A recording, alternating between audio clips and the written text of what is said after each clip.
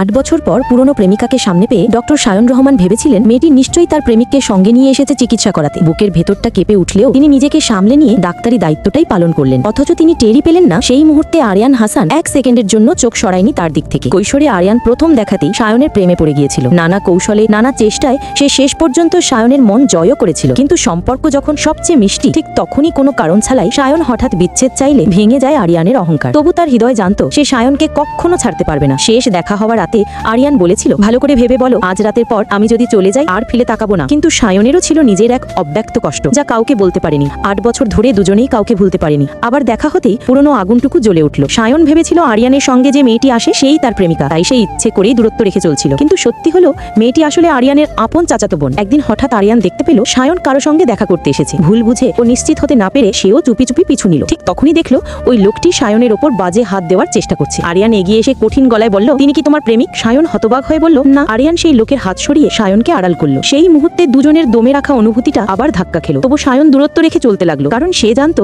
আরিয়ানকে দেখলেই তার দৃঢ়তা ভেঙে যাবে। কিন্তু আরিয়ানও হার মানার ছেলে নয়। সে হাসপাতালে গিয়ে দাঁড়াতো, রাতে বাড়ি খুঁজে নিত, এমনকি একদিন সায়নের পিছু নিয়ে ওয়াশরুম পর্যন্ত পৌঁছে গেল। হতাশ কণ্ঠে সে বলল, তাহলে কি আমাদের অতীত তোমার কাছে কোনো গুরুত্বই রাখে না? সায়ন কিছু বলতে গিয়েও থেমে গেল, কারণ সত্য বললেই তার দুর্বলতা ফাঁস হয়ে যাবে, যে সে এখনো আরিয়ানকেই ভালোবাসে। এক রাতে হঠাৎ নেশার ঘরে আরিয়ান ভিডিও কল করলো। কাপা কণ্ঠে বহু বছরের চেপে রাখা সেই প্রশ্নটা করলো, সায়ন তুমি কি এখনো আমাকে ভালোবাসো? কথাটা শুনে সায়নের বুক ধক করে উঠল। 8 বছর ধরে লুকিয়ে রাখা সত্যি যেন দরজায় কড়া নাড়লো আবারও নতুন করে।